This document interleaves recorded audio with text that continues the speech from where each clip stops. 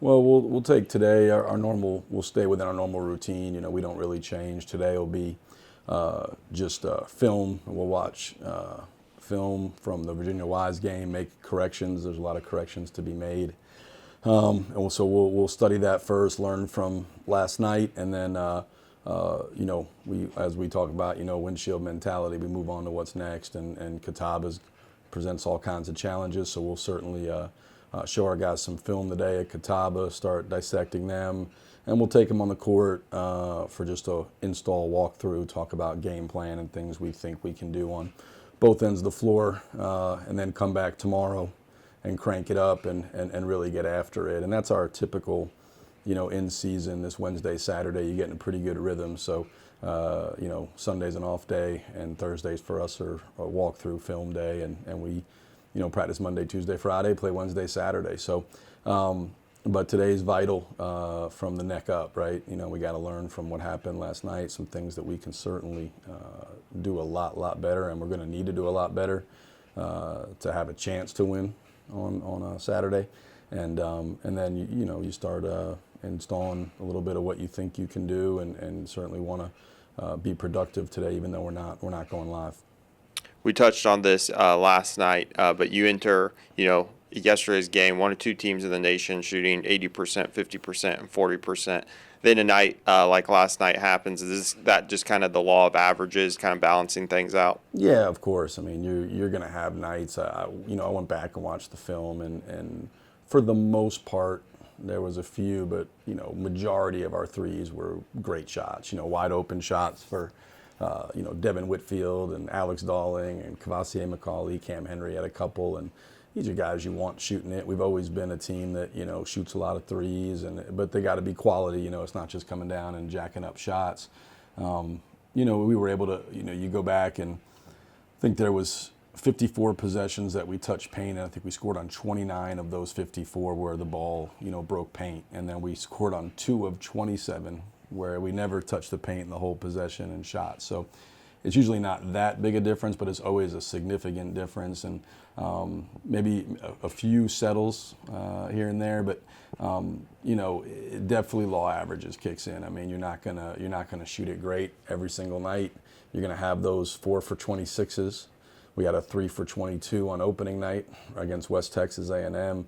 The key is you got to find a way to win when you're not shooting well, and that's where your defense and your effort and your toughness and your rebounding and your soundness, that's where those become, vital. On the nights where you make 15, 23s, it's not as important, but nights like last night where you're really laboring to score, you got to be, locked in and really, stingy defensively, and you got to be great on the glass. And I thought second half, we took care of the ball at a much better rate. I mean, 13 turnovers in the first half is ridiculous. Just careless stuff that just really careless, and some silly fouls and stuff. And then second half, we took a little bit better care of it. And that stretch where we went from down 5 with 11 and a half to play to up 15, so a 20-point swing, we didn't shoot it any better. But we were more determined about getting the ball downhill, got a ton of transition stuff, Anthony getting the rim, Devin getting the rim, Voss getting to the rim, Cam Henry to the rim. We got to the foul line, and that's really where the game swung that, and the fact that we were able to stay close. Our defense was pretty good all night. You mentioned, the team not having to have anything extra to get hyped up for Saturday's game, with Catawba entering as a nationally ranked team. But right after Saturday's game, you turn around and host Mars Hill, two teams that are in the upper echelon of the league. Just kind of talk about what it's going to take to stay focused, for extended time. And then, we're in the heat of league play, but then going down the stretch in conference action. Yeah, well, there's, every game in this league is difficult, but when you look at Catawba and Mars Hill back-to-back, Catawba Saturday, I haven't really gotten to Mars Hill in terms of looking at personnel, but they got a lot of guys back. Vic, at Mars Hill, what he's done, he should be, coach of the year right now. It doesn't matter what happens the rest of the way. That's a tough place to win games. He's got them playing and playing at a high level, and he's got a lot of returners. Gilliard, Brooks, they hit a 3 last night. Brooks did at the buzzer to beat a really good Tusculum team, his other team that's really elite. So Mars Hill, what they've done and what they've been able to do to get to 5-2 in the league and some of the quality wins, I mean, they're for real. It's not a mirage, you know. They're no doubt the real deal. And then Catawba, to me, is, you know, the most talented team in the league. I think without question. I don't think that's really an argument anybody would make against. Got really good players, put them in a system that allows them to do what they do best. Got a lot of guys that can go and make plays and go off. And they you know, they're tough and physical. They've made more free throws than their opponents have attempted. They're all over the glass. They play hard.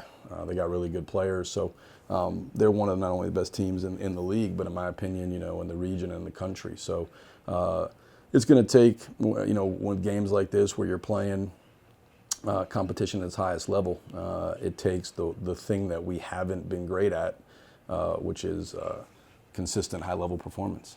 You know, we've been really good in stretches, but we have not yet shown, in my opinion, outside of 1 or 2 games that we've really put a 40-minute game together, and that's going to be the challenge, because you don't play 40 minutes against Catawba, you lose focus, you lose physicality at any point, you're going to get exposed. Mars Hill, same thing. Going to take our best to have a chance to win. Even our best, you know, who knows if it's good enough or not, we'll see, but anything less than our best, and you know, we won't have a chance to win either game. Coach, you reached a pretty big milestone last night with the win over UVA Wise, a career win number 300 for you. What would you say impresses you the most about your 12 years here as a head coach at Lincoln Memorial University? Well, I mean, you know, we're all in college coaching really dependent upon, you know, the circumstances that we operate in, and I'm just incredibly fortunate to be at a place like this that, you know, empowers and supports you. Place that has fantastic resources and the commitment. You know, some places have commitment and no resources. People have resources, no commitment. We got both here, which is incredibly rare at the, you know, Division II level. Being at a place that has, you know, a product that is attractive to quality student athletes. I get to coach, you know, good kids who are good students and get the job done in the classroom and graduate. And this, what the school has to sell academically and facilities and just is tremendous. And then also being a place where we're completely aligned. You know, like, you know, we want each player that comes through to have a quality student athlete experience and not sacrifice one for the other. They're not binary, that you can conflate them, and that you can have an elite student athlete experience here at LMU, and that's what we're pushing for. And you know, it starts really with Dr. DeBusk, but all the way through, this institution's been unbelievably, you know, good to me. The staffs you got, assistants don't get nearly enough credit. Those are the point men on recruiting. Those are the guys you see out on the floor doing the daily vitamins, the player development with the players. You know, the work they do behind the scenes, the selflessness, the scouting reports. You know, I mean, they have so much responsibility, and they do such a, you know, heavy workload, and a lot of the heavy lifting that really doesn't get recognized. And so, starting with back when I got here 12 years ago, with Lance Ignatz, Chris Cottrell through today, I've had a chance to work with some unbelievable assistants, and then, of course, you know, players. That's the key. Players are the ones that got to go out and perform. They got to perform under pressure. They got to go out and execute. They're the ones who got to go in and play through adversity and injury.